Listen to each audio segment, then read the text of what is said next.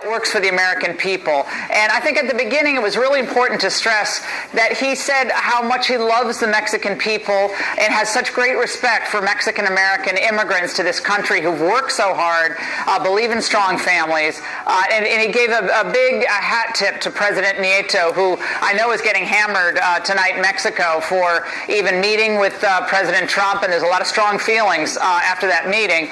But I think it was a big day for this campaign, and the critics are going to be the critics, but I think this speech stands on its own as a major policy shift away from open borders and permissive or non-existent enforcement. I think if I'm Hillary Clinton tonight, I'm very worried.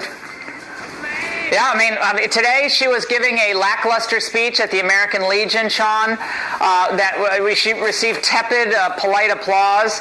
And meanwhile, Donald Trump was standing side by side with one of our most important allies. We've had a kind of a rocky relationship with Mexico, not just Trump's tough language, but the relationship with Mexico over the last 7.5 years hasn't been great. It's frankly been withering on the vine. He goes down there and says, look, we're going to disagree on things, but this is the beginning of an reinvigorated relationship. We need to have a strong relationship. I thought that was powerful. And again, I think President Nieto deserves a lot of credit for meeting with him. And, he's getting hammered by the, Jorge Ramos types badly for having hosted Donald Trump. But I think it was a good thing. The objective journalist guy that says every media person should be against Donald Trump. You know what was really amazing about it? Think about the first day that Donald Trump announced. And he talked about, he mentioned crime, and he mentioned murder, and he mentioned rape, but he also talked about that time, he talked about all the other, many are good people. He did say that. That always got distorted from the very beginning. But here's, I think, what I take out of today, especially the meeting with President Nieto, is that Donald Trump took a strong, powerful stand.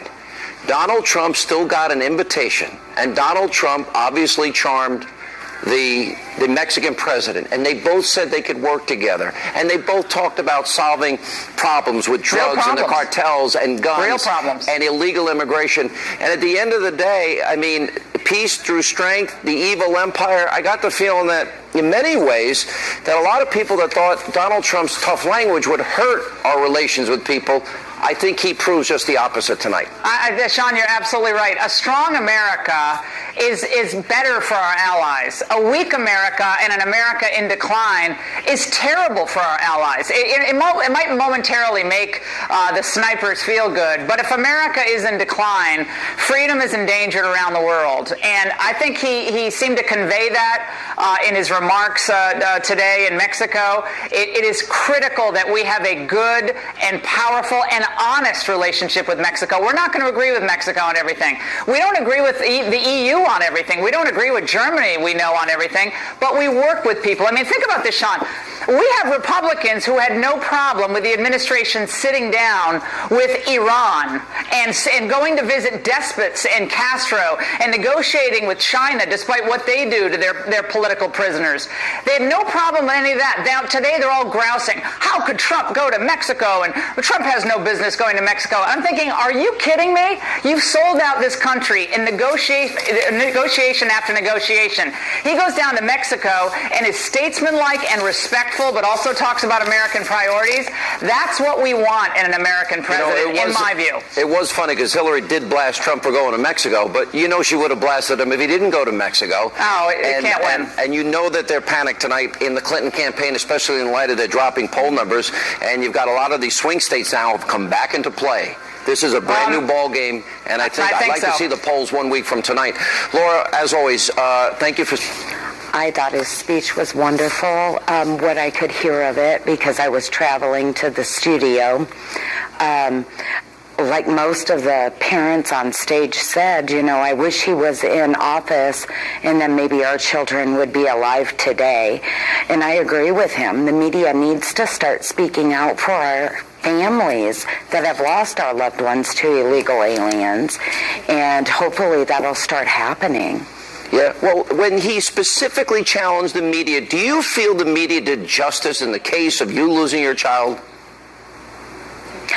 I do here locally in Omaha and Council Bluffs, but I can't speak for any of the other victims that have lost loved ones.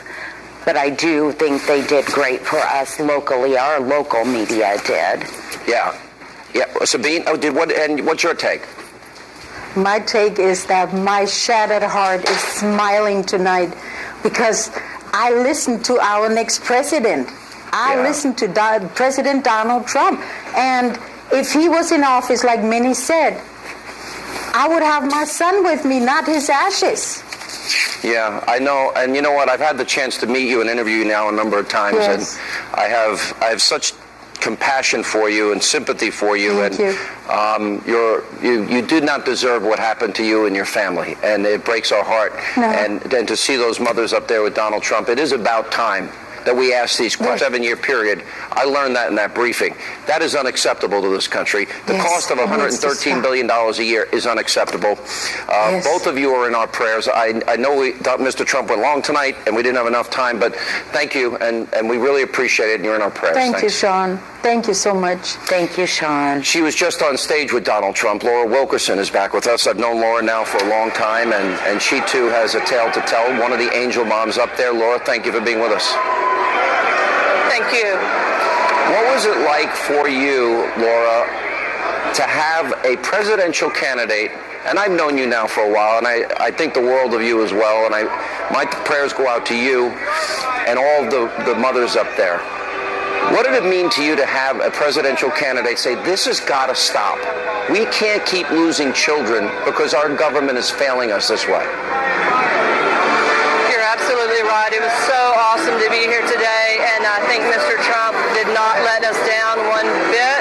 He's doing exactly what he said he would do, and I, for one, am fired up about it. Yeah, I'm sorry. I missed what you were saying. I just lost you there for the last second. What was that last thing you said?